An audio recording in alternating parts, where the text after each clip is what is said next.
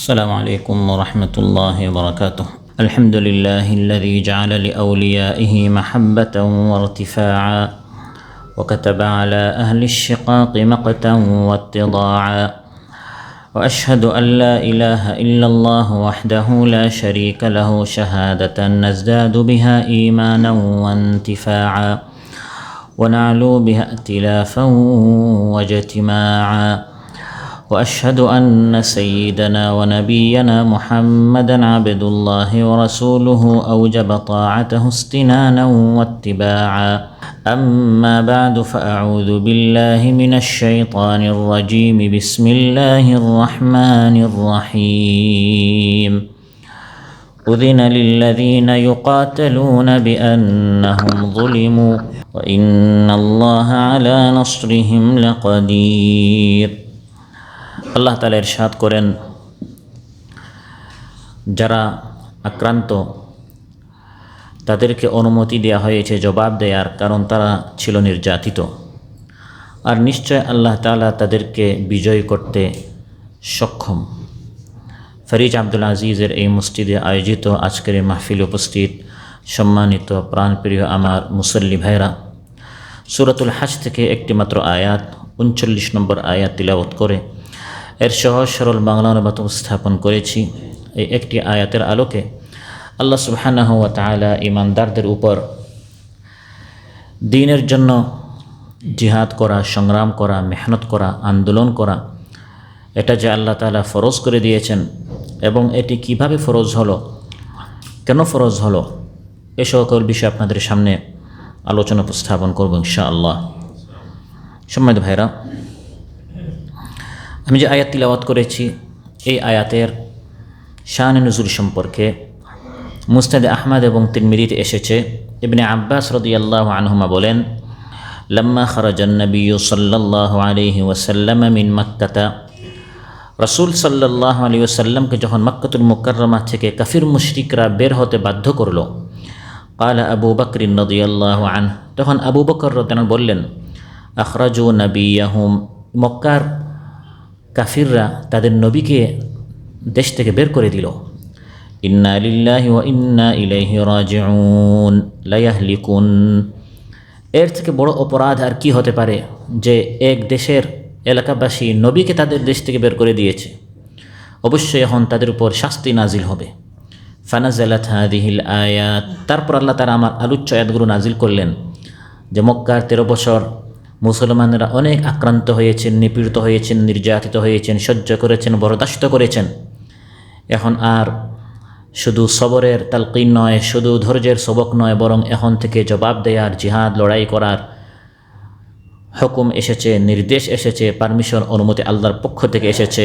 আলোচ্য আয়াত নাজিল করে আল্লাহ তাআলা ইরশাদ করেন, উযিনা লিল্লাযীনা ইউকাতালুনা বিআন্নাহুম যুলিমু ওয়া ইন্নাল্লাহা আলা নাসরিহিম লাকাদির। এতদিন যাবৎ যাদের বিরুদ্ধে লড়াই করা হয়েছে, যাদেরকে মারা হয়েছে, যাদেরকে গুম করা হয়েছে, যাদেরকে হত্যা করা হয়েছে, শহীদ করা হয়েছে, 13 বছর পর্যন্ত মক্কার অলিতে গলিতে যাদের রক্তে মক্কার ময়দানগুলো, রাস্তাঘাটগুলো রঞ্জিত হয়েছে, সয়লাব হয়েছে, গোসল করেছে মুসলমানদের রক্তে, এখন সেই নিপীড়িত নির্যাতিত মুসলমানদেরকে উদিনা আল্লাহর পক্ষ থেকে ইদিন, ইজাজত, পারমিশন এসেছে, অনুমতি দেওয়া হয়েছে। আল্লাযীনা ইউকাতালুনা, যাদের বিরুদ্ধে এতদিন যাদেরকে কষ্ট দেওয়া হয়েছে, যারা আক্রান্ত হয়েছে, তাদেরকে পারমিশন দেওয়া হয়েছে জবাব দেওয়ার। কারণ বিআন্নাহুম যুলিমু, কারণ তারা ছিল মজলুম, তারা ছিল নির্যাতিত, বিনা অপরাধে তাদেরকে কষ্ট দেওয়া হয়েছে, তাদের প্রতি জুলুম, অত্যাচারের স্টিম রোলার চালানো হয়েছে। তাফসীরে বাগাবীতে এসেছে, এই আয়াত নাজিল হওয়ার আগে রাসূল সাল্লাল্লাহু আলাইহি ওয়াসাল্লামের নিকট সাহাবায়ে কেরাম আসতেন। কানু ইয়াতুনান নবিয়্য সাল্লাল্লাহু আলাইহি ওয়াসাল্লাম বাইনা মাদরুবিন ওয়া মাশজুজিন। তাফসীরে বাগাবীর ভাষা এভাবে যে সাহাবায়ে কেরাম রাদিয়াল্লাহু আনহুম আজমাইন তারা মহানবী সাল্লাল্লাহু আলাইহি ওয়াসাল্লামের নিকট আসতেন, কারো মাথা ফাটা, কারো শরীরে আঘাত, শরীরে বিভিন্ন জায়গায় ক্ষত রয়েছে, জখম রয়েছে। ওয়া ইয়াতাযাল্লামুনা ইলাইহি, এসে মহানবী সাল্লাল্লাহু আলাইহি সাল্লামের নিকট সাহাবায়ে কেরাম অভিযোগ করতেন, শিকায়ত করতেন, ইয়া রাসূলুল্লাহ, গত রাতে নামাজ পড়তে গিয়েছিলাম, কাফির আমার মাথায় আঘাত করেছে। আরেকজন বলতেন, ইয়া রাসূলুল্লাহ, দোয়া করতেছিলাম বা তিলাওয়াত করতেছিলাম বা দাওয়াতি কাজ করতেছিলাম বা ইবাদত করতেছিলাম, আমাকে তলবারি দ্বারা আঘাত করেছে, আমার উপর পাথর নিক্ষেপ করেছে, আমাকে গরম আগুনের যে কয়লার উপর আমাকে চিৎ করে শুয়ে রেখেছে। এভাবে এক একজনের উপর এক এক ধরনের নিপীড়ন নির্যাতন তারা চালাতো। এসে মহানবী সাল্লাল্লাহু আলাইহি ওয়াসাল্লামের নিকট তারা অভিযোগ করতেন, শিকায়ত করতেন, ইয়া রাসূলুল্লাহ, আপনি অনুমতি দেন, আমরা জবাব দিতে চাই। তারা আমাদেরকে কষ্ট দিচ্ছে, আমরা এর জবাব দিতে চাই, আমরাও লড়াই করতে চাই। ফায়াকুলু লাহুম, মক্কার 13 বছর মহানবী সাল্লাল্লাহু আলাইহি ওয়াসাল্লাম মক্কার সাহাবায়ে কেরামদেরকে বলতেন, ইসবিরু, সবর করো। এখন পাল্টা জবাব দেয়ার, লড়াইয়ের আমাকে পারমিশন দেওয়া হয় নাই। আমরা শুধু আক্রান্ত হব, কিন্তু জবাব দেয়ার, পাল্টা প্রতিরোধ গড়ে তোলার সে অনুমতি পারমিশন আমাকে দেয়া হয় নাই। ফাইন্নী লাম উমার বিল কিতাল, কিতাল লড়াইয়ের আমাকে হুকুম করা হয় নাই। হাত্তা হাজারা সাল্লাল্লাহু আলাইহি ওয়াসাল্লাম ফানাজালাত হাযিহিল আয়া, যখন মহানবী সাল্লাল্লাহু আলাইহি ওয়াসাল্লাম হিজরত করলেন, মদিনাতুল মুনাওয়ারায় চলে গেলেন, মুসলমানদের আলাদা একটি রাষ্ট্র স্থাপন করলেন, মুসলমানদের শক্তি সেখানে হয়ে গেল, তখন আল্লাহ তাআলা আয়াত নাজিল করলেন যে এখন থেকে শুধু আর সবর নয়, এখন জবাব দিতে হবে। তাফসীর ইবনে কাসীর এসেছে, হাযিহি আউয়ালু আয়াতিন নাযালাত ফিল জিহাদ, জিহাদ এর হুকুম আসার ক্ষেত্রে এটি ছিল প্রথম আয়াত। আল্লাহ তাআলার একটি নিয়ম হচ্ছে, আল্লাহ তাআলা কোনো একটি হুকুম ধাপে ধাপে করে থাকেন, ধীরে ধীরে করে থাকেন, স্টেপ বাই স্টেপ আল্লাহ তাআলা করে থাকেন। কোনো একটি জিনিস যখন নিষেধ করেন, সেটাও আল্লাহ তাআলা ধাপে ধাপে করে থাকেন। যেমন মদের বিষয়টি আল্লাহ তাআলা একবারে নিষেধ করে দেননি। প্রথমে শুধু নামাজের সময় মদ পান করে নামাজের কাছে আসতে, মসজিদের কাছে আসতে নিষেধ করা হয়েছিল, লা তাকরাবুস সালাতা ওয়া আনতুম সুকারা। তারপর বলে দেয়া হলো যে মদ জুয়ার মধ্যে লাভ আছে আবার ক্ষতি আছে, কিন্তু লাভের চেয়ে ক্ষতি বেশি। এরকম একটি তুলনা করে যারা বুদ্ধিমান তাদেরকে চিন্তার একটি অবকাশ, সুযোগ দেয়া হলো। যারা চিন্তাশীল বুদ্ধিমান, যাতে করে তারা ক্ষতির দিক যেহেতু এখানে বেশি, তারা যেন মদ এবং জুয়া থেকে দূরে থাকে। তারপর চূড়ান্ত সিদ্ধান্ত আসলো, মদ জুয়া আল্লাহ তাআলা নিষেধ করে দিয়েছেন, ঈমানদারেরা এটা ত্যাগ করতে হবে। ধাপে ধাপে নিষেধ করা হয়েছে, কারণ যাদেরকে নিষেধ করা হচ্ছে তারা যুগ যুগ ধরে, শতাব্দীর পর শতাব্দী ধরে তারা মদে অভ্যস্ত ছিল। হঠাৎ যদি মদ নিষেধ করা হয়, তাদের জন্য এটা অসহনীয় হবে, অসহ্য হবে। এজন্য আল্লাহ তাআলা মানুষের মানসিক অবস্থাটি খেয়াল করে ধীরে ধীরে নিষেধ করেছেন। ঠিক তেমনিভাবে সুদের বিষয়টাও ধাপে ধাপে নিষেধ করা হয়েছে। অনুরূপভাবে নির্দেশের বিষয়গুলো ধাপে ধাপে 5 ওয়াক্ত নামাজ প্রথম দিনে ফরজ হয় নাই। প্রথমে শুধু 2 ওয়াক্ত নামাজ ফরজ ছিল, সকালে 2 রাকাত আর রাতে 2 রাকাত। মহানবী সাল্লাল্লাহু আলাইহি ওয়াসাল্লাম নবী হওয়ার প্রায় 8-10 বছর পর, কোনো কোনো বর্ণনায় 10, কোনো কোনো বর্ণনায় 9 বছর পর যখন তিনি মেরাজে গেলেন, সেখানে আল্লাহ তাআলা 5 ওয়াক্ত নামাজ ফরজ করে দিয়েছেন। প্রথমে নামাজ ছিল কিন্তু 5 ওয়াক্ত ছিল না। 5 ওয়াক্ত ফরজ হয়েছে প্রায় 8-10 বছর পর, ধাপে ধাপে আল্লাহ তাআলা ফরজ করে থাকেন। ঠিক তেমনিভাবে লড়াইয়ের মতো, জিহাদের মতো কঠিন একটি বিধান, যেটা কোরআনের মধ্যে আল্লাহ বলেছেন যে এটি মানুষ চায় না, মানুষের অপছন্দ একটি জিনিস, কুতিবা আলাইকুমুল কিতালু ওয়া হুয়া কুরহুল লাকুম, তোমাদের প্রতি কিতাল, লড়াই করা ফরজ করে দেওয়া হয়েছে, যদিও এটা তোমাদের অপছন্দ। আল্লাহ নিজে বলছেন ওয়া হুয়া কুরহুল লাকুম, এটি তোমাদের জন্য অপছন্দ। তো এই বিধানটি আল্লাহ তাআলা প্রথম দিন শুরুতেই ফরজ করে দেননি, বরং প্রথম 13 বছর শুধু সবরের, ধৈর্যের সবক দেওয়া হয়েছে। জিহাদের অনুমতি যখন দেয়া শুরু হচ্ছিল, আমার আলোচ্য আয়াত সূরাতুল হজের 39 নম্বর আয়াত, এটি ছিল জিহাদ ফরজ হওয়ার প্রারম্ভিকা, এটি ছিল ভূমিকা, এটি ছিল সূচনা, এটি ছিল শুরু। এর মাধ্যমে ধীরে ধীরে আল্লাহ তাআলা জিহাদকে ফরজ করে দিয়েছেন। প্রথম ধাপে শুধু সবরের সবক ছিল, কোনো জবাব দেওয়া যাবে না, শক্ত হতে হবে, আরও মজবুত হতে হবে। মুসলমানদের জামায়াত, মুসলমানদের দল, মুসলমানদের সংগঠন কত আক্রান্ত হতে পারে, কত শক্ত হতে পারে, কিভাবে তারা ভাঙবে না, আপুষে যাবে না, সমঝোতায় যাবে না, মাথা নত করবে না, দুর্বল হবে না, কমজোর হবে না। এই প্রশিক্ষণ দেওয়ার জন্য 13 বছর পর্যন্ত কঠিন থেকে কঠিন জুলুম, অত্যাচার, নিপীড়ন, নিষ্পেষণের মোকাবিলা তারা করেছেন। সবরের সবক দেওয়া হয়েছে। কোরআনের মধ্যে আল্লাহ তাআলা সেই 13 বছরে মুসলমানদেরকে এই সবক দিয়েছেন, কুল লিল্লাযীনা আমানু ইয়াগফিরু লিল্লাযীনা লা ইয়ারজুনা আইয়ামাল্লাহ লিয়াজজিয়া কওমান বিমা কানু ইয়াকসিবুন। হে নবী, ঈমানদারদেরকে বলুন কাফির মুশরিকরা যে তাদেরকে কষ্ট দিচ্ছে তারা যেন তাদেরকে ক্ষমা করে দেয়। ইয়াগফিরু লিল্লাযীনা লা ইয়ারজুনা আইয়ামাল্লাহ। আপনি ঈমানদারদেরকে কাফির মুশরিকদের জুলুমের জবাবে জিহাদ লড়াই করার অনুমতি দিবেন না, বরং তাদেরকে বলেন তারা যদি আক্রান্ত হয় তারা যেন সবর করে কাফিরদেরকে মাফ করে দেয়, ক্ষমা করে দেয়। পরকালে এর বদলা কাফিররা পাবে, দুনিয়াতে এর জবাব দেওয়ার পারমিশন আল্লাহর পক্ষ থেকে ঈমানদারদেরকে দেওয়া হয়নি। তাফসীর ইবনে কাসীর এসেছে যে মহানবী সাল্লাল্লাহু আলাইহি ওয়াসাল্লামের হাতে হাত রেখে যখন মদিনার ৮০-র অধিক সাহাবায়ে কেরাম এসে বায়াত গ্রহণ করলেন, মহানবী সাল্লাল্লাহু আলাইহি ওয়াসাল্লাম তাঁবুতে যেতেন এবং গিয়ে বলতেন, হে আরববাসী, আমার দাওয়াত কবুল করো, মক্কাবাসী তো আমার দাওয়াত প্রত্যাখ্যান করেছে, তোমাদের দেশে আমাকে নিয়ে যাও। সবাই তাকে তাড়িয়ে দিত। মদিনাবাসীর তাঁবুতে গেলেন, তারা কথা শুনল, পছন্দ হলো, একদল ঈমান গ্রহণ করলো। পরের বছর তারা ৮০-র অধিক আসলো এবং বায়াত গ্রহণ করলো, মুসলমান হয়ে গেল। এবং রাসূল সাল্লাল্লাহু আলাইহি সাল্লামকে তাদের এলাকায়, যার নাম তখন ছিল ইয়াসরিব, পরবর্তীতে মহানবী সাল্লাল্লাহু আলাইহি সাল্লাম হিজরত করার পর নাম রাখলেন আল মাদিনাতুল মুনাওয়ারা। মাদিনা মানে শহর, নগরী, টাউন, এলাকা। আর আল মুনাওয়ারা মানে আলোকিত, সুন্দর, চমৎকার, চাকচিক্যময়, জাকজমক। তো ইসলামের আলোয় আলোকিত সুন্দর নগরী, শ্রেষ্ঠ নগরী হচ্ছে আল মাদিনাতুল মুনাওয়ারা। আগে এর নাম ছিল ইয়াসরিব। তো ইয়াসরিববাসী, মদিনাবাসী মহানবী সাল্লাল্লাহু আলাইহি সাল্লামকে বলল, ইয়া রাসূলুল্লাহ, আপনি তো আমাদের মদিনায় আসবেন, কিন্তু আমরা আমাদের চোখ দ্বারা দেখছি আপনি এবং আপনার সাথীরা মক্কায় কীভাবে নিপীড়িত, নির্যাতিত। ইয়া রাসূলুল্লাহ, আলা নামিলু আলা আহলিল ওয়াদি ইয়ানুনা আহলা মিনা লায়ালি মিনা ফানাকতুলুহুম। ইয়া রাসূলুল্লাহ, এই যে মিনায় আমরা আসলাম হজ করতে, আপনি তাঁবুতে এসে আমাদেরকে দাওয়াত দিলেন, এই মিনাবাসী তারা বলছে তারা হজ করছে, অথচ তারা আপনার উপর এত কষ্ট, এত নিপীড়ন, নির্যাতন, জুলুম চালাচ্ছে। আপনি আমাদেরকে হুকুম করেন, আগামীকাল ভোর সকাল আমরা তলবারি হাতে নিয়ে তাদের বিরুদ্ধে আমরা লড়াই করব, জিহাদ করব।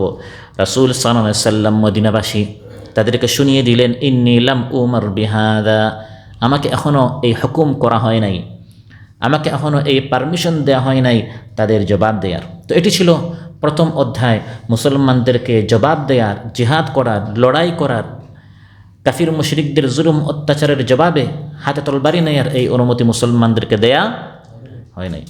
দ্বিতীয় অধ্যায় ছিল আলোচ্যায়াতে জিহাদের পারমিশন দেয়া হয়েছে। জিহাদ ফরজ করা হয় নাই, হুকুম করা হয় নাই, নির্দেশ করা হয় নাই, শুধু পারমিশন দেয়া হয়েছে। প্রথমে নিষেধ ছিল, পরে অনুমতি দেয়া হলো, চাইলে আপনি জবাব দিতে পারেন, চাইলে আপনি জবাব নাও দিতে পারেন, ফরজ করা হয় নাই। আলোচ্যাত আল্লাহ তাআলা ইরশাদ করেন, উযিনা লিল্লাযীনা ইউকাতালুনা বিআন্নাহুম যুলিমু ওয়া ইন্নাল্লাহা আলা নাসরিহিম লাকাদির। যারা আক্রান্ত, যারা জুলুমের শিকার হয়েছে, তাদেরকে পারমিশন দেয়া হলো, তারা জবাব দিতে পারবে, তারা লড়াই করতে পারবে, কারণ তারা মজলুম, অন্যায়ভাবে তাদের উপর অত্যাচার, জুলুম চালানো হচ্ছে। আল্লাহ তাআলা চাইলে তাদেরকে অবশ্যই সাহায্য করতে পারেন, নুসরত করতে পারেন, মদত করতে পারেন, বিজয় করতে পারেন। তার প্রথম অধ্যায়ে নিষেধ ছিল, দ্বিতীয় অধ্যায়ে অনুমতি দেয়া হলো, আর তৃতীয় অধ্যায়ে এসে, তৃতীয় ধাপে এসে শুধু অনুমতি নয়, বরং আল্লাহর পক্ষ থেকে ইসলামে আন্দোলন করা, জিহাদ ফি সাবিলিল্লাহ, লড়াই করা, এটি ফরজ করে দেয়া হলো। এটি আল্লাহর পক্ষ থেকে সরাসরি হুকুম আসলো, নির্দেশ আসলো যে এখন মুসলমানদের জবাব দেওয়ার মতো যে সংখ্যা প্রয়োজন, সংখ্যা পরিপূর্ণ হয়েছে। যতটুকু সুসংগঠিত হওয়া প্রয়োজন, মুসলমানরা সুসংগঠিত হয়েছে। যতটুকু প্রশিক্ষণ প্রাপ্ত হওয়া প্রয়োজন, মুসলমানরা এখন প্রশিক্ষণ প্রাপ্ত হয়েছে। যতটুকু অর্থ দরকার, যতটুকু জনশক্তি দরকার, যতটুকু না হলে নয় ততটুকু মুসলমানদের হয়েছে। মুসলমানদের সাধ্যে যা আছে সর্বোচ্চ দিয়ে যদি তারা ময়দানে ঝাঁপিয়ে পড়ে, বাকি কমতিগুলো, বাকি ঘাটতিগুলো আল্লাহ তাআলা তাঁর আপন কুদরতে, সাহায্য, নুসরতের মাধ্যমে মুসলমানদেরকে বিজয় দান করবেন। وقاتلوا في سبيل الله الذين يقاتلونكم ولا تعتدوا إن الله لا يحب المعتدين। আল্লাহ তাআলা ইরশাদ করেন, যারা তোমাদের বিরুদ্ধে লড়াই করে তোমরা তাদের বিরুদ্ধে ফি সাবিলিল্লাহ, আল্লাহর পথে লড়াই করো। তারা লড়াই করছে আল্লাহর পথে বাধা সৃষ্টি করার জন্য। আমাদের লড়াই হবে নিজেকে প্রতিষ্ঠিত করার জন্য নয়, নিজের রাগ গুসা প্রতিশোধ নেওয়ার জন্য নয়, বরং ইমানদারদের লড়াই হবে ওয়াকাতিলু ফি সাবিলিল্লাহ, কার পথে? আল্লাহর পথে, আল্লাহর কোরআনকে প্রতিষ্ঠা করার জন্য, আল্লাহর বিধানকে চালু করার জন্য। যার বিরুদ্ধে আমি লড়াই করছি সে যদি আমার আদর্শ গ্রহণ করে ফেলে, তারপরেও যদি আমি লড়াই করি, তার মানে আমি আল্লাহর পথে করছি না, আমি গুসা, আমি রাগ, ক্রোধ এর বশবর্তী হয়ে আমি প্রতিশোধ নিচ্ছি। সে আমার যত প্রাণের শত্রু হোক, তার সাথে আমার শত্রুতা হচ্ছে আল্লাহর জন্য। যদি সে আমার আদর্শ কোরআন সুন্নাহ মেনে নেয়, তার সাথে আমার কোনো শত্রুতা নেই, লড়াইয়ের অধ্যায় শেষ, তাকে আমি আমার বুকে আলিঙ্গন করব। সুবহানাল্লাহ। তাই আমাদের লড়াই হবে ফি সাবিলিল্লাহ, কার পথে? ওয়ালা তা'তাদু, আল্লাহ বলেন সীমা লঙ্ঘন করো না, বাড়াবাড়ি করো না, কারণ যারা সীমা লঙ্ঘন করে আল্লাহ তাআলা তাদেরকে ভালোবাসেন না। তাহলে প্রথমে আল্লাহ তাআলা তার পথে জিহাদ করতে পারমিশন দেননি। কেন পারমিশন দেননি? এটি হচ্ছে অত্যন্ত গুরুত্বপূর্ণ একটি বিষয়। বর্তমান এই পরিস্থিতিতে আমাদের আরও বেশি জানা দরকার। আল্লাহ তাআলা চাইলে প্রথম ধাপে যখনই বলেছেন ইকরা বিসমি রাব্বিকাল্লাযী খালাক, পড়ুন আপনার প্রভুর নামে যিনি সৃষ্টি করেছেন, ওই দিনই আল্লাহ তাআলা তার নবীকে জিহাদের অনুমতি দিতে পারতেন কিনা? পারতেন। আল্লাহর সেই শক্তি আছে, আল্লাহর অসংখ্য অগণিত ওয়ামা ইয়ালামু জুনুদ রাব্বিকা ইল্লা, আল্লাহর বাহিনী আছে। কুল কায়নাত সৃষ্টিকুল তো আল্লাহর সাথে আছে, আল্লাহর বান্দাদের ইমানদারদের পক্ষে আছে। তাহলে 13 বছর পর্যন্ত পারমিশন কেন আসেনি? আল্লাহর একটি স্থায়ী সুন্নত যে আমাদেরকে চেষ্টা করতে হবে, আমাদেরকে মেহনত করতে হবে, সুসংগঠিত হতে হবে, দাওয়াতি কাজ করতে হবে, সামাজিক কাজ করতে হবে, জনমত গঠন করতে হবে, সময় নিয়ে এভাবে মানুষের সামনে ইসলামের সুমহান আদর্শকে মানুষের সামনে উপস্থাপন করতে হবে, পেশ করতে হবে। এভাবে যখন একটি শক্তি আমরা অর্জন করব, তারপর আল্লাহর পক্ষ থেকে লড়াইয়ের পারমিশন আসে। এর আগে পরিপূর্ণ শক্তি অর্জন না করে আপনি যদি লড়াই করতে যান, আপনি একটি নিষিদ্ধ কাজ করেছেন। এর মাধ্যমে যদি ইসলামের পতন হয়, ইসলামপন্থীরা যদি পরাজিত হয়, এটা আপনার অদক্ষতার পরিচয়। এটা আপনি পরিপূর্ণভাবে দিন বুঝেন নাই, এজন্য আপনার মাধ্যমে এই ইসলাম পরাজিত হয়েছে। ইসলামের এখানে দুর্বলতা নয়, আপনি ইসলাম বুঝতে আপনার দুর্বলতা। এজন্য কোরআনের মধ্যে আল্লাহ তাআলা প্রথমেই জিহাদ করতে ফরজ করেন নাই, লড়াইকে আল্লাহ তাআলা ফরজ করেন নাই, বরং প্রথমে বলেছেন ওয়াইদ্দু লাহুম মাসতাতা'তুম মিন কুওয়া, যতটুকু তোমাদের পক্ষে সাধ্য আছে সর্বোচ্চ দিয়ে তাদের বিরুদ্ধে প্রস্তুতি নাও। প্রথমে প্রস্তুতি, প্রথম লড়াই নয়।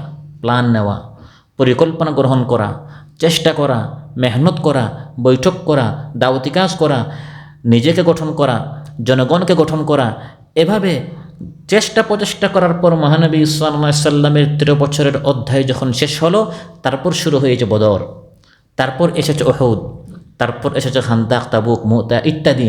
এগুলো মক্কার 13 বছরে ছিল না। আল্লাহ তাআলা ছেড়ে প্রথম দিন হুকুম করতে পারতেন, কিন্তু এটা আমাদের জন্য প্রশিক্ষণ। এখানে আমাদের জন্য সবক রয়েছে যে আগে লড়াই করার আগে, জিহাদের আগে প্রশিক্ষণ প্রাপ্ত হতে হবে। একতার শক্তি, এটি অত্যন্ত গুরুত্বপূর্ণ। ইসলামপন্থীরা সবাই ঐক্যবদ্ধ হবে, এক প্ল্যাটফর্মে আসতে হবে, তারপর আল্লাহর পথে আন্দোলন সংগ্রাম করতে হবে। অন্যথায় পরাজয় বরণ করা এটা অনিবার্য। একতা না থাকার কারণে, ঐক্যবদ্ধ না হওয়ার কারণে মুসলমানদেরকে, ইমানদারদেরকে একাধিক প্ল্যাটফর্মে মুসলমানদের পরাজয় বরণ করতে হয়েছে। তাই মুসনাদ আহমদ তিরমিজিতে হাদিস এসেছে, ক্বালা রাসূলুল্লাহ সাল্লাল্লাহু আলাইহি ওয়াসাল্লাম আনা আমুরুকুম বিখামসিন আল্লাহু আমারানি বিহিন, আমি তোমাদেরকে 5টি জিনিসের হুকুম করছি। রাসূল সাল্লাল্লাহু আলাইহি ওয়াসাল্লাম ইরশাদ করেন, এই 5টি জিনিস আল্লাহ আমাকে হুকুম করেছেন। তাহলে এটি সাধারণ কোনো হুকুম না, গুরুত্বপূর্ণ হুকুম। আমি তোমাদেরকে হুকুম করছি আর আমি নবীকে আল্লাহ হুকুম করেছেন। আস-সামউ ওয়াত-তাআ, শুনতে হবে, আনুগত্য করতে হবে। ওয়াল জিহাদ, আল্লাহর পথে লড়াই করতে হবে।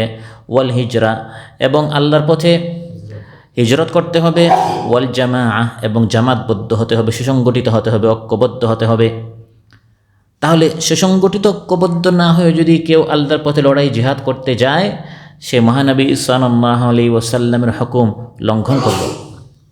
কেউ যদি তার বক্তব্যের মাধ্যমে, লিখনের মাধ্যমে, বিবৃতির মাধ্যমে ঐক্যবদ্ধ প্ল্যাটফর্মের মধ্যে ভাঙন সৃষ্টি করে, সেও মহানবী সাল্লাল্লাহু আলাইহি ওয়াসাল্লামের এই হাদিস অনুযায়ী অপরাধ করেছে। মুসলমানরা এখন ধীরে ধীরে আস্তে আস্তে এক প্ল্যাটফর্মে আসার চেষ্টা করছে। মুসলমানরা ঐক্যবদ্ধ হওয়ার চেষ্টা করছে। আমি যত বড় আল্লামা হই, মৌলানা হয়, ইমাম হই, মুর্শিদ হই, নেতা হয়, আমার কোনো বক্তব্যের কারণে, আমার কোনো সঙ্গীতের কারণে, আমার কোনো আলোচনার কারণে, আমার কোনো বিবৃতির কারণে যদি সেই ঐক্যবদ্ধ প্ল্যাটফর্মের মধ্যে ভাঙন সৃষ্টি হয় এবং চূড়ান্ত জিহাদে যদি মুসলমানরা আল্লাহ না করে পরাজয় বরণ করে, এর দায় আমাকে নিতে হবে কিনা? নিতে হবে। যেরকম ঐক্যবদ্ধ করা ফরজ, ঐক্যবদ্ধদেরকে বিভক্ত করা এটি হচ্ছে কবিরা গুনাহের মধ্যে অন্যতম একটি কবিরা গুনাহ। ফাকাদ খালা রিবকাতাল ইসলাম মিন উনুকি, সে তার গলা থেকে ইসলামের রশি খুলে দিল। মুসলমানরা ঐক্যবদ্ধ হচ্ছে, নাস্তিক মুরতাদ ইসলামের শত্রু সব শক্তি একদিকে হচ্ছে, আপনি ইসলামী শক্তির মধ্যে ভাঙন সৃষ্টি করছেন, যাতে করে মুসলমানরা আন্দোলনে সংগ্রাম বিজয় না হয়। আল্লাহর নিকট কী জবাব দিবেন? উযিনা লিল্লাযীনা ইউকাতালুনা বিআন্নাহুম যুলিমু, আল্লাহ তাআলা ইরশাদ করেন, যারা মজলুম, যারা অত্যাচারিত, যারা নিপীড়িত, এখন তাদেরকে আমি আল্লাহ পারমিশন দিলাম, উদিনা, আমি অনুমতি দিলাম তারা যেন লড়াই করে, তারা যেন আন্দোলন করে, তারা যেন জবাব দেয়, কারণ তারা হচ্ছে মজলুম। প্রিয় ভাইরা, জিহাদের দুটি উদ্দেশ্য এই আয়াতগুলোতে, আলোচ্য আয়াত এবং পরের আয়াত আল্লাহ তাআলা উল্লেখ করেছেন। কয়টি উদ্দেশ্য? দুটি উদ্দেশ্য। এই আয়াত আল্লাহ উল্লেখ করেছেন জিহাদের উদ্দেশ্য হচ্ছে অত্যাচার বন্ধ করা, বিআন্নাহুম যুলিমু, কারণ তারা হচ্ছে মজলুম। এই জুলুমটাকে বন্ধ করার জন্য, শুধু আমরা আক্রান্ত হব তা নয়, যাতে করে আমরা জবাব দিয়ে এই জুলুমটা বন্ধ করি, এটি হচ্ছে জিহাদের একটি উদ্দেশ্য। আর পরের আয়াতে আল্লাহ তাআলা আরেকটি উদ্দেশ্য উল্লেখ করেছেন জিহাদের, সেটি হচ্ছে আল্লাহর কালিমাকে উঁচু করা। কারণ আল্লাহর কালিমাকে উঁচু এবং বাতিলকে ধ্বংস করার চেষ্টা না করলে বাতিল শক্তির আধিপত্য পৃথিবীর সুখ শান্তি নিরাপত্তা হরণ করে নিবে, এবং আল্লাহর নাম নেয়ার মতো পৃথিবীতে কোনো মসজিদ বাকি থাকবে না। পরের আয়াতে আল্লাহ তাআলা বলেছেন, লাহুদ্দিমাত সাওয়ামিউ ওয়া বিয়াউ ওয়া সালাওয়াতু ওয়া মাসাজিদু ইউযকারু ফিহা ইসমুল্লাহি কাসীরা। আপনি যদি জিহাদ আন্দোলন সংগ্রাম না করেন, মসজিদে বসে বসে আপনি আল্লাহর নাম উচ্চারণ করবেন, আর বাতিল শক্তি এসে আপনার মসজিদটা ভাঙবে, তখন আপনার ইবাদতও যাবে, দিনও যাবে, সব শেষ হয়ে যাবে। এজন্য ইবাদত, সাধারণ এই সকল ইবাদতের চেয়ে গুরুত্বপূর্ণ হচ্ছে জিহাদ। যিরওয়াতু সানামিহিল জিহাদু ফি সাবিলিল্লাহ, আল্লাহর পথে জিহাদ করার মাধ্যমে, দিন প্রতিষ্ঠা করার মাধ্যমে সমাজের মধ্যে, রাষ্ট্রের মধ্যে শান্তি প্রতিষ্ঠা করতে হবে।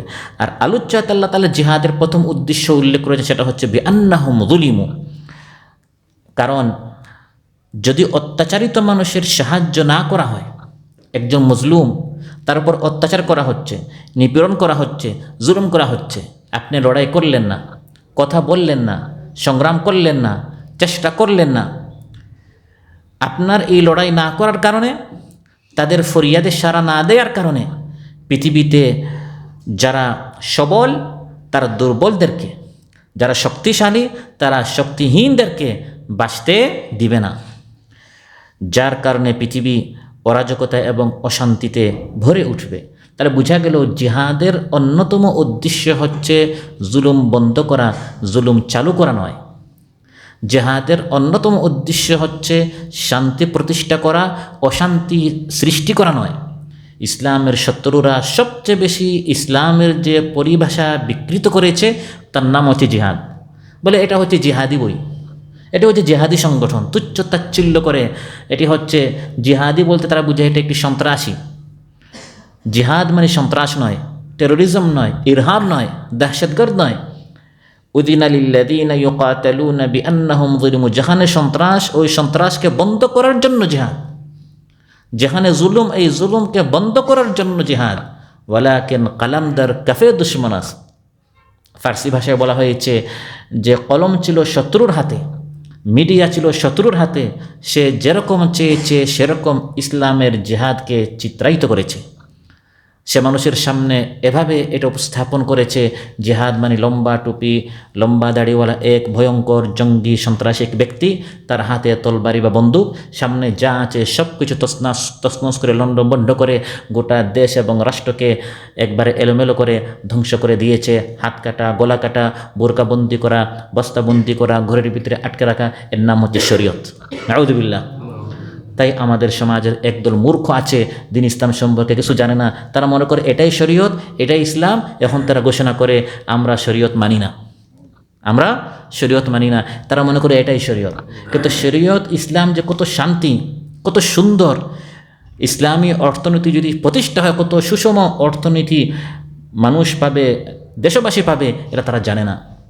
ইসলাম যদি প্রতিষ্ঠা হয় এই জিহাদের মাধ্যমে সন্ত্রাস নয়, বরং সন্ত্রাস দমন হবে, দুর্নীতি বন্ধ হবে, যত ধরনের ধান্দাবাজি আছে, চাঁদাবাজি আছে, টেন্ডারবাজি আছে, দখলদারিত্বের বিজনেস রয়েছে, এগুলো সব বন্ধ হয়ে যাবে। এগুলোর বিরুদ্ধে জিহাদ। এগুলোর বিরুদ্ধে কি? জিহাদ। মূলত জিহাদ হচ্ছে এই জন্য চাঁদাবাজদের বিরুদ্ধে, দুর্নীতিবাজদের বিরুদ্ধে, হত্যাকারীদের বিরুদ্ধে, যারা ব্যভিচার করে, যারা ধর্ষণ করে, যারা সমকামিতায় বিশ্বাসী, এই সকল লোকদের বিরুদ্ধে জিহাদ করে। ইসলাম চায় আপনার প্রাণের, আপনার সম্ভ্রমের, আপনার মালের নিরাপত্তা নিশ্চয়তা দেওয়া। যদি জিহাদ থাকে, এই জিহাদের ভয়ে যারা সন্ত্রাসী তারা সন্ত্রাস করবে না।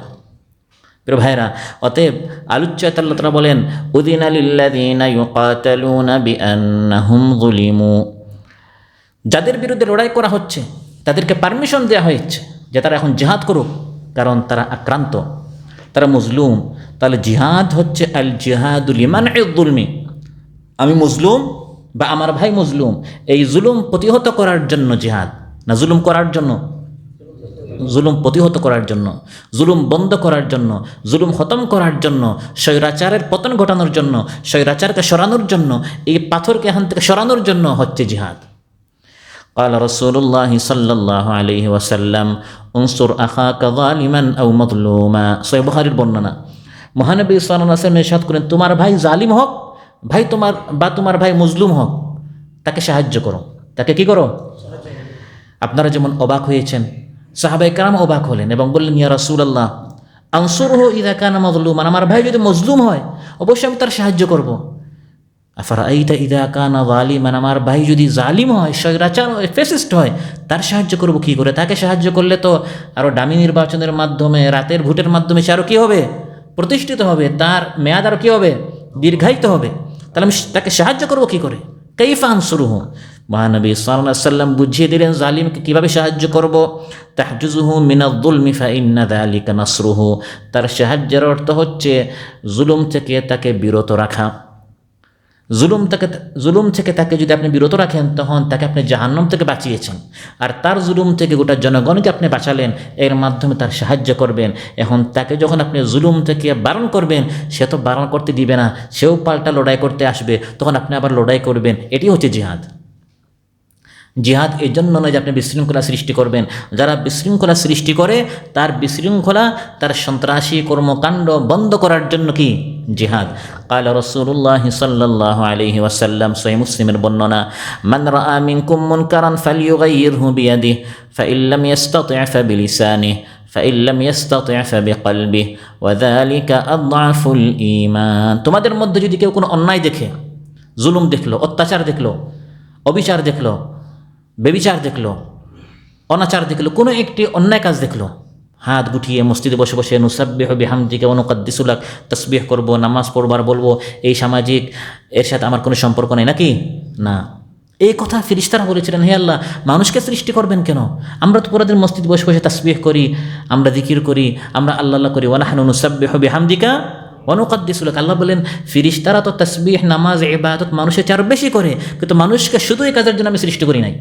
এই কাজ অবশ্যই মানুষ করবে, জিকির তিলাওয়াত অবশ্যই মানুষকে করতে হবে, কিন্তু মানুষকে এর চেয়ে বড় একটি উদ্দেশ্যে আমি সৃষ্টি করেছি, যা হে ফেরেশতারা তোমরা জানো না, ইন্নী আ'লামু মা লা তা'লামুন। সেটি হচ্ছে এই মানুষ আমি আল্লাহর পরিবর্তে আমার প্রতিনিধি হয়ে খিলাফতের দায়িত্ব পালন করবে।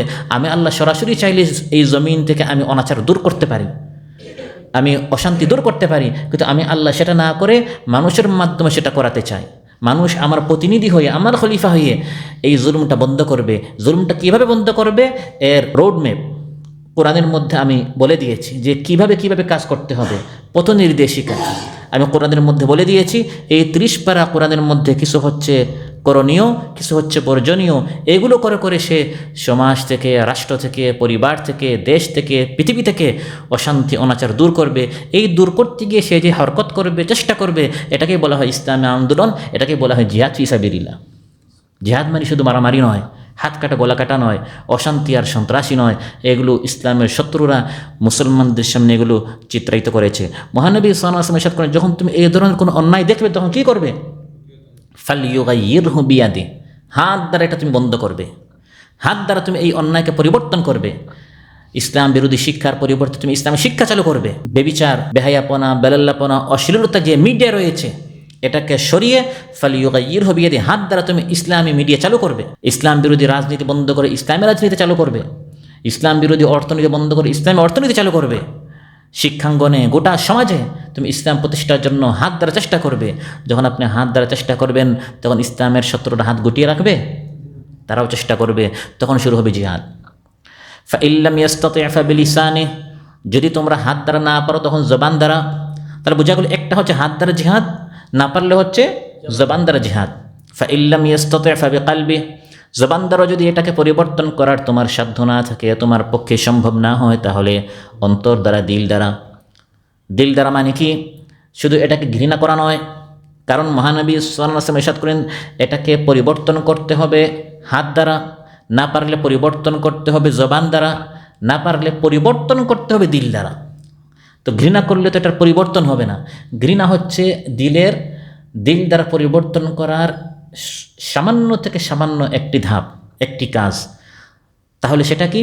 দিল দ্বারা শুধু ঘৃণা করব না, ঘৃণা তো করবই, বরং মূল হচ্ছে দিল দ্বারা এটা পরিবর্তন করার জন্য প্ল্যান নেওয়া, পরিকল্পনা নেওয়া, কার সাথে পরামর্শ করা যায়, কার সাথে কথা বলা যায়, কার সাহায্য নেওয়া যায়। আমি তো হাত দ্বারা পারলাম না, জবান দ্বারা পারলাম না, এজন্য হাত এবং জবান গুটিয়ে আমি বসে থাকবো না, নিষ্ক্রিয় হয়ে থাকবো না, বরং কিভাবে সক্রিয় ভূমিকা পালন করা যায়, দিল দিয়ে প্ল্যান পরিকল্পনা নিতে হবে, যাতে করে এবছর না পারলে আগামী বছর, এবার না পারলে আগামীবার, এবার না পারলে 15 বছর পর, 17 বছর পরে হলেও ইসলামকে কিভাবে প্রতিষ্ঠা করা যায়, প্ল্যান পরিকল্পনা নিতে হবে। এক সময় আসবে শিক্ষাঙ্গনে যেরকম ইসলাম প্রতিষ্ঠা হয়েছে, গোটা দেশে ইসলাম প্রতিষ্ঠা হবে ইনশাআল্লাহ। এগুলো একদিন হয় নাই, দীর্ঘদিনের ফাবিকালবিহি, কলব দ্বারা, দিল দ্বারা প্ল্যান পরিকল্পনা নিয়ে কাজ করার ফল আজ আমরা দেখতে পাচ্ছি আলহামদুলিল্লাহ।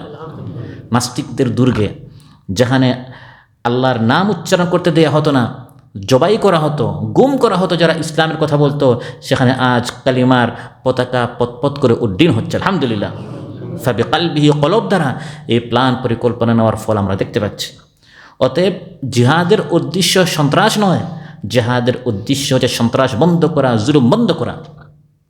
কোরআনের মধ্যে আল্লাহ তাআলা জুলুম দেখার পর, মজলুমদের আর্তনাদ শোনার পর, মজলুমদের রক্তে পৃথিবী দেশ রঞ্জিত হচ্ছে এই দৃশ্য দেখার পর, যারা হাত গুটিয়ে রাখে, যারা মসজিদের কোনায় বসে বসে শুধু ইবাদত করে, কিন্তু নিপীড়িত নির্যাতিত আর্তনাদ তাদের কানে ঢুকে না, ক্রন্দনের আওয়াজ শোনার পর তাদের দিলের ভিতরে কোনো আলোড়ন সৃষ্টি হয় না, এই সকল কথিত মুসলমানদেরকে আল্লাহ তাআলা তিরস্কার করে, নিন্দা করে বলছেন, ওয়ামা লাকুম লা তুকাতিলুনা ফি সাবিলিল্লাহ, তোমাদের কি হলো, তোমরা আল্লাহর পথে লড়াই করো না কেন? এই ভাষাটি কার? আল্লাহ এরকম বলতে পারতেন আল্লাহর পথে লড়াই করো, এরকম না করে, শুধু হুকুম না করে আল্লাহ তিরস্কার করছেন। তুমি আছো শুধু তোমার নামাজ নিয়ে, শুধু তোমার এই তিলাওয়াত নিয়ে, তুমি দেখছো তোমার ভাইকে গুম করা হচ্ছে, তোমার ভাইকে অজানা একটি জগতে 8 বছর 10 বছর রাখা হয়েছে, সে জানে না এখন দিন না রাত, কঙ্কাল করে তাকে সেখান থেকে বের হতে হয়েছে। এই অবস্থা দৃশ্য দেখার পর মা লাকুম লা তুকাতিলুনা ফি সাবিলিল্লাহ, এই জুলুমকে বন্ধ করার জন্য, এই নিপীড়নকে বন্ধ করার জন্য, এই অত্যাচারের অধ্যায়কে খতম করার জন্য, মা লাকুম লা তুকাতিলুনা ফি সাবিলিল্লাহ, তুমি আল্লাহর পথে লড়াই করো না কেন? والمستضعفين من الرجال والنساء والولدان الذين يقولون ربنا أخرجنا من هذه القرية الظالم أهلها واجعل لنا من لدنك وليا واجعل لنا من لدنك نصيرا। আল্লাহ তাআলা বলেন, তোমাদের কি হলো? তোমরা আল্লাহর পথে লড়াই করো না, অথচ আবাল বৃদ্ধ বনিতা, যুবক শিশু কিশোর, বৃদ্ধ বৃদ্ধা, তাদের আর্তনাদে আকাশ বাতাস ভারী হয়ে যাচ্ছে। এমন বেশি তারা মজলুম হচ্ছে যে তারা আল্লাহর নিকট ফরিয়াদ করেছে, হে আল্লাহ আমাদেরকে এই এলাকা থেকে বের করুন। এই দেশের যারা অধিবাসী, মালিক, সরকার, তারা আমাদের উপর জুলুম করছে, গুম করছে, গুলিবিদ্ধ করছে, আহত নিহত করছে, ফাঁসির কাস্টে ঝুলাচ্ছে। এই সকল ক্রন্দনের আওয়াজ শোনার পর ওয়ামা লাকুম লা তুকাতিলুনা ফি সাবিলিল্লাহ, এই জুলুম বন্ধ করার জন্য তোমরা আল্লাহর পথে জিহাদ করছো না কেন? তাহলে জিহাদ এসেছে এই সকল মজলুমের উপর থেকে জুলুমের পাথরকে সরানোর জন্য। মহানবী সাল্লাল্লাহু আলাইহি ওয়াসাল্লাম কোনো অবস্থায় জিহাদের মাধ্যমে জুলুমের শিক্ষা দেন নাই, বরং জুলুম প্রতিহত করার শিক্ষা দিয়েছেন। বরং মহানবী সাল্লাল্লাহু আলাইহি ওয়াসাল্লাম আমাদেরকে এই শিক্ষা দিয়েছেন, জালিমের উপর যখন মুসলমান আক্রমণ করতে যায়, তার জুলুম থেকে মজলুমদেরকে রেহাই দেওয়ার জন্য এই সময়ও মুসলমানরা যেন জালিমের উপর জুলুম করে না বসে, মানে মজলুম যেন আবার কি না হয়ে যায়, জালিম না হয়ে যায়। এই জিনিসটা তো এখন খুব গুরুত্বপূর্ণ আমাদের সমাজে, যে অনেক মজলুম এখন কি হয়ে যাচ্ছে, জালিম হয়ে যাচ্ছে। মহানবী সাল্লাল্লাহু আলাইহি ওয়াসাল্লাম সাহাবায়ে কেরামদেরকে হিদায়াতে বক্তব্য দিতেন, যখন সাহাবায়ে কেরামদেরকে জিহাদের জন্য পাঠাতেন, তোমরা যাচ্ছ অমুক জালিমের পতন ঘটানোর জন্য, সে জুলুম করছে, ওই জুলুম থেকে এলাকাবাসীকে রেহাই দেওয়ার জন্য, বাঁচানোর জন্য, কিন্তু শুনো মজলুমের পক্ষে অবস্থান করতে গিয়ে আবার যেন জালিম হয়ে না বসিও। সহিহ মুসলিমের বর্ণনা, উযু যাও জিহাদে ওয়ালা তাগুল্লু, কিন্তু সেখানে গিয়ে কোনো দুর্নীতি করা যাবে না। ওয়ালা তাকদিরু, কোনো বিশ্বাসঘাতকতা করা যাবে না। ওয়ালা তুমাসিলু, এই জালিমের কোনো আকৃতি বিকৃত করা যাবে না।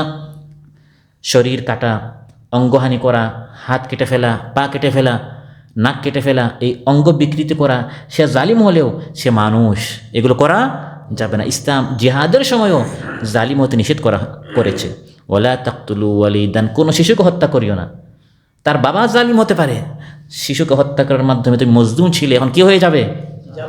ওয়ালা ইমরাআতান, কোনো নারীকে হত্যা করা যাবে না। হ্যাঁ, নারীটা যদি আবার লেডি ফেরাউন হয়, যদি সে নিজের স্বৈরাচার হয়, সেটা ভিন্ন বিষয়, কিন্তু তার স্বামী, তার বাবা, তার ভাই, তার সন্তান ইসলামের বিরুদ্ধে লড়াই করছে, এই জন্য তাদের অপরাধে সে ঘরে রান্না করছে, বা সে একজন হাউসওয়াইফ, সে গৃহিণী, সে যুদ্ধ করছে না, পুরুষের অপরাধে তাকে হত্যা করলে এটা আবার কী হয়ে যাবে, জুলুম হয়ে যাবে। ওয়ালা শাইখান, বয়োবৃদ্ধ, সে তার ঘরের কোনায় বসা, হাঁটতেও পারে না, চলতেও পারে না, তুমি সমান গণহত্যা চালালে, যেগুলো পৃথিবীর বড় বড় স্বৈরাচার জালিমরা করে, কোনো একটি দেশ দখল করলে সমান গণহত্যা চালায়, বড় হোক, ছোট হোক, বৃদ্ধ হোক, নারী হোক, পুরুষ হোক, সবাইকে হত্যা করে। কিন্তু মহানবী সাল্লাল্লাহু আলাইহি ওয়াসাল্লাম জিহাদের কীভাবে আমাদেরকে হেদায়েত দিয়েছেন, দিক নির্দেশনা দিয়েছেন, তোমরা যাচ্ছ শান্তি প্রতিষ্ঠা করার জন্য, তোমরা চাচ্ছ জুলুমকে সরানোর জন্য। অতএব শোনো, সেখানে গিয়ে কোনো অবস্থায় কোনো যারা জিহাদের পথে অন্তরের সৃষ্টি করে নাই, ইসলাম প্রতিষ্ঠা করার পথে যারা প্রতিবন্ধকতা সৃষ্টি করে নাই, তাদেরকে হত্যা করা যাবে না। দুই দলের মধ্যে, মুসলমানদের দুই দলের মধ্যে লড়াই হচ্ছে, আল্লাহ তাআলা তৃতীয় পক্ষকে বলছেন তোমরা সেখানে সমঝোতার চেষ্টা করো, দুই পক্ষকে মিলানোর চেষ্টা করো। দুই পক্ষের মধ্যে এক পক্ষ মানল, আরেক পক্ষ বাড়াবাড়ি করছে। কোরআনের আয়াত সূরা হুজুরাত, আল্লাহ তাআলা বলছেন, وَإِن طَائِفَتَانِ مِنَ الْمُؤْمِنِينَ اقْتَتَلُوا فَأَصْلِحُوا بَيْنَهُمَا فَإِن بَغَتْ إِحْدَاهُمَا عَلَى الْأُخْرَى فَقَاتِلُوا الَّتِي تَبْغِي حَتَّى تَفِيءَ إِلَى أَمْرِ اللَّهِ فَإِن فَاءَتْ فَأَصْلِحُوا بَيْنَهُمَا بِالْعَدْلِ وَأَقْسِطُوا ইন্নাল্লাহা ইউহিব্বুল মুকসিতিন।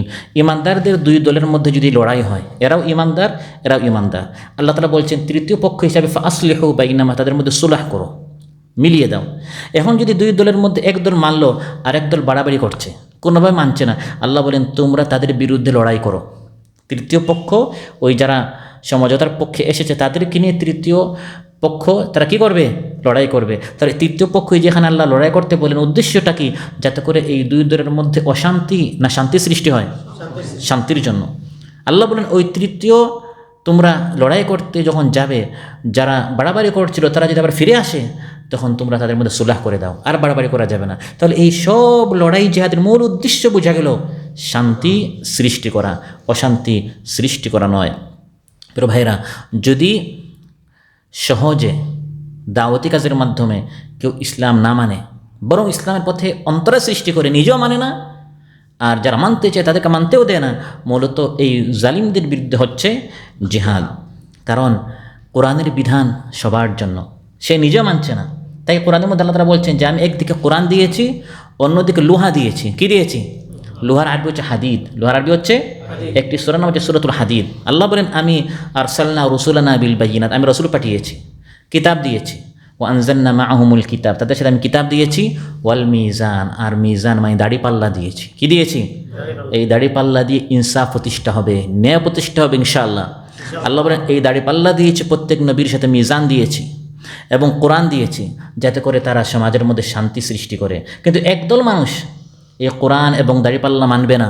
আল্লাহ বলেন ওয়া আনজালনাল হাদিদ, সাথে আমি লোহা দিয়েছি। এই লোহা দিয়ে অস্ত্র হবে, লোহা দিয়ে সরকার গঠন হবে, লিয়ালামাল্লাহু মান ইয়ানসুরুহু ওয়া রুসুলুহু বিল গায়ব, এই লোহার মাধ্যমে, শাসন ক্ষমতার মাধ্যমে নিজেকে প্রতিষ্ঠা করা নয়, বরং যারা কোরআন মানছে না, যারা কোরআনের বিরোধিতা করছে, এই লোহার শক্তির মাধ্যমে, সরকারি শক্তির মাধ্যমে ইসলামী আন্দোলন জিহাদ করে এই লোহার সাহায্যে যাতে করে দেশের মধ্যে ইসলাম প্রতিষ্ঠা হয়। সুবহানাল্লাহ। তাহলে এই জিহাদের মূল উদ্দেশ্য হচ্ছে কোরআন প্রতিষ্ঠা করা, সুন্নাহ প্রতিষ্ঠা করা, দ্বীন প্রতিষ্ঠা করা, সমাজের মধ্যে শান্তি সৃষ্টি করা। এই জিহাদ ছাড়াই আল্লাহ তাআলা বিজয় দিতে পারেন কিনা? আমাদের এই জিহাদের দরকার নাই, লড়াইয়ের দরকার নাই। আমরা শুধু আল্লাহ আল্লাহ করবো, আল্লাহ এমনি কোরআন প্রতিষ্ঠা করে ফেলবেন। এটা আল্লাহ করতে পারেন কিনা? আল্লাহর হাতে সব কিছু আছে। আল্লাহ পরেই বলছেন, ওয়া ইন্নাল্লাহা আলা নাসরিহিম লাকাদির। শোনো, তোমাদের এই লড়াই সংগ্রাম জিহাদের আমি আল্লাহ কোনো প্রয়োজন নাই। আমি এই সূর্য, বিশাল সূর্য সৃষ্টি করেছি, চাঁদ সৃষ্টি করেছি, আসমান জমিন পয়দা করেছি। এই সকল বান্দার জিহাদ করে আল্লাহর দ্বীন প্রতিষ্ঠা করবে, তাহলে আল্লাহ শক্তিশালী হবেন। আর আমরা নিষ্ক্রিয় হয়ে গেলে আল্লাহর দ্বীন দুর্বল হয়ে যাবে। আল্লাহর দ্বীন কারোর জন্য কাঙ্গাল নয়, আল্লাহ এমনিই বিজয় করতে পারেন। তাহলে এই জিহাদ কেন? এই জিহাদ হচ্ছে যারা ইমানের দাবি করছে, ইমানের দাবিতে সত্যবাদী কিনা এই পরীক্ষা নেওয়ার জন্য। ذلك ولو يشاء الله لانتصر منهم ولكن ليبلو بعضكم ببعض والذين قتلوا في سبيل الله فلن يضل أعمالهم। আল্লাহ তাআলা বলেন, ওয়া ইন্নাল্লাহা আলা নাসরিহিম লাকাদির। আল্লাহ তাআলা জিহাদ ছাড়াই বিজয় দিতে পারেন, আল্লাহ শক্তি আছে। ওয়ালাউ ইয়াশাউল্লাহু লানতাসরা মিনহুম, আল্লাহ চাইলে জালিমের পতন এমনি ঘটাতে পারতেন। এত আন্দোলন সংগ্রামের দরকার ছিল না, স্বৈরাচার পতন আল্লাহ তাআলা এমনি ঘটাতে পারতেন। খতমে নারী, খতমে খাজেগান, খতমে কোরআন, খতমে বুখারী ফু মারবেন, পতন হয়ে যেত। এটা আল্লাহ করতে পারতেন কিনা? কিন্তু এটা আল্লাহর সুন্নত নয়। আল্লাহ দেখতে চান কারা সংগ্রাম এগিয়ে আসে, যারা শহীদ হবে, জালিমের সামনে বুক পেতে দিবে। আল্লাহ বলেন, ওয়াল্লাযীনা কুতিলু ফী সাবিলিল্লাহ, যারা শহীদ হয়ে যাবে, ফালান ইউদিল্লা আমালাহুম, তার কোনো চেষ্টা আমি বৃথা নষ্ট করব না। সায়াহদিহিম ওয়া ইউসলিহু বালাহুম ওয়া ইউদখিলুহুমুল জান্নাতা আররাফা লাহুম, তার ঠিকানা হবে জান্নাত। সুবহানাল্লাহ। তাহলে এই লড়াই হচ্ছে পরীক্ষার জন্য। আমার কাজ হচ্ছে চেষ্টা করা। আল্লাহ আমাকে পরীক্ষা করছেন। এখন জালিমের পতন আমার হাতে হবে না আমার পরের প্রজন্মের হাতে হবে, না 15 বছর পর হবে, না নূহ আলাইহিস সালামের মতো 950 বছর হবে, এই সিদ্ধান্ত কার? আল্লাহ। সব নবীরা চেষ্টা করেছেন, কিন্তু সবাই সমানভাবে আপনার ফল পান নাই। কোনো নবী চেষ্টা করে নিজের দেশে ইসলাম প্রতিষ্ঠা করেছেন, যেমন হযরত ইউসুফ আলাইহিস সালাম, দাউদ আলাইহিস সালাম এবং সুলাইমান আলাইহিস সালাম। তারা চেষ্টা করে, মেহনত করে বিজয় হয়েছেন, তাও নিজের দেশে। সুবহানাল্লাহ। কোনো নবী চেষ্টা করেছেন, কিন্তু নিজের দেশে পারেন নাই, আরেক দেশে হিজরত করে দিন প্রতিষ্ঠা করতে হয়েছে, যেমন মুসা আলাইহিস সালাম, যেমন রাসূলুল্লাহ সাল্লাল্লাহু আলাইহি ওয়াসাল্লাম মক্কা থেকে মদিনায়। মুসা আলাইহিস সালাম ফিরআউনের পতনের পর আরেক দেশে গিয়ে ইসলাম প্রতিষ্ঠা করেছেন, নিজের দেশে পারেন নাই। আবার একদল নবী চেষ্টা করেছেন, দিন বিজয় করতে পারেন নাই। তারা চেষ্টা করেছেন, ব্যর্থ হন নাই, কিন্তু সিদ্ধান্ত আল্লাহর ছিল তাদের হাতে হবে না, পরবর্তীতে হবে। জালেমের পতন হয়েছে, কিন্তু তাদের মধ্যে ইসলাম প্রতিষ্ঠা হয় নাই। যেমন নূহ আলাইহিস সালাম, হুদ আলাইহিস সালাম, সালেহ আলাইহিস সালাম, কাফির মুশরিকদের পতন হয়েছে, তারা দেখেছেন, কিন্তু ইসলাম প্রতিষ্ঠা হয় নাই। আবার একদল নবী চেষ্টা করে গেছেন, তারা শাহাদাতের নজরানা পেশ করেছেন, শহীদ হয়ে গেছেন। চেষ্টা করতে করতে জানটা চলে গেছে। বাহ্যিকভাবে দুনিয়ার দৃষ্টিতে তারা ব্যর্থ, আসলে তারা ব্যর্থ নয়। তারা সর্বোচ্চ দিয়ে আল্লাহর খাতায় তারা লিখে দিয়েছেন যে আমরা শুধু সময় দিয়েছি, শ্রম দিয়েছি, মাল দিয়েছি, তা নয়, বরং সবচেয়ে মূল্যবান জিনিস প্রাণ, জানটা আমরা আল্লাহর প্রতি দিয়ে দিয়েছি। যেমন জাকারিয়া আলাইহিস সালাম, যেমন ইয়াহইয়া আলাইহিস সালাম। আল্লাহ সকল দৃষ্টান্ত আমাদের সামনে রেখেছেন, 4 শ্রেণীর নবীদের, 4 ধরনের, যাতে করে আমাদের সামনে যে কোনো একটি পরিস্থিতি আসতে পারে, সর্বাবস্থায় আমাদের চেষ্টা চালিয়ে যাওয়া। সিদ্ধান্ত আল্লাহর হাতে। আল্লাহ তাআলা যে কোনো পরিস্থিতি বিজয় দিতে পারেন, কিন্তু এই 4 পরিস্থিতির মধ্যে কোনো একটির মধ্যে আমাদের থাকতে হবে, আমাদের চেষ্টা চালিয়ে যেতে হবে। আল্লাহ দেখতে চান কারা চেষ্টা চালায় আর কারা নিষ্ক্রিয় থাকে। ওয়ালানাবলুওয়ান্নাকুম হাত্তা না'লামাল মুজাহিদিনা মিনকুম ওয়াস-সাবিরিন ওয়া নাবলুওয়া আখবারাকুম। আল্লাহ তাআলা বলেন, আমি তোমাদেরকে পরীক্ষা করব, মাঝে মধ্যে তোমাদের উপর জালিমকে এরকম চাপিয়ে দিব, আমি পরীক্ষা করতে চাই। হাত্তা না'লামাল মুজাহিদিনা মিনকুম, কারা মুজাহিদ, সংগ্রামী, চেষ্টা করে, সক্রিয়, আল্লাহকে ভালোবাসে, নবীকে ভালোবাসে, দিনকে ভালোবাসে, এর জন্য জান মাল দে, সবর করে, ওয়াস-সাবিরিন, এটা পরীক্ষা করার জন্য। আর কারা সুবিধাবাদী, ধান্দাবাজ, শুধু সহজ ইসলামে বিশ্বাসী, বাইপাস জান্নাতে যেতে চায়, এটা জনগণের সামনে প্রকাশ হতে হবে না, স্পষ্ট হতে হবে না? এজন্য মাঝে মধ্যে এই 15, 16, 17 বছর অধ্যায় সামনে আসবে। তোমরা কি ভেবেছো এত সহজে জান্নাতে চলে যাবে? এটা আল্লাহর ভাষা। আম হাসিবতুম আন তাদখুলুল জান্নাহ, তোমরা কি ভেবেছো এটা মামু বাড়ির আবদার এত সহজে জান্নাতে চলে যাবে? কোনো লড়াই নেই, মেহনত নেই, জিহাদ নেই, সংগ্রাম নেই, কোনো পরীক্ষা নেই, যাচাই বাছাই নেই, এমনি জান্নাতে চলে যাবে না। ওয়ালাম্মা ইয়ালামিল্লাহুল্লাযীনা জাহাদু মিনকুম ওয়া ইয়ালামাস সাবিরিন, কারা জিহাদ করে, সংগ্রাম করে, সবর করে আর কারা করে না, এটা স্পষ্ট হওয়ার পর পরীক্ষায় যারা পাশ করবে তাদের জন্য জান্নাত। অতএব ইন্নাল্লাহা আলা নাসরিহিম লাকাদির, আল্লাহ তাআলা জিহাদের পারমিশন না দিয়ে এমনি সাহায্য করতে পারতেন, তাহলে এই পারমিশনটা কেন দিলেন? জিহাদের হুকুম কেন করলেন? পরীক্ষা করার জন্য। 2, একদল মানুষকে শহীদ হিসাবে আল্লাহ তাআলা বাছাই করতে চান। মালিক যখন একটি বাগানে ঢুকে, এই বাগানের সবচেয়ে সুঘ্রাণ ফুলগুলো, সবচেয়ে সুস্বাদু ফলগুলো সে বাছাই করে, না দুর্গন্ধগুলো?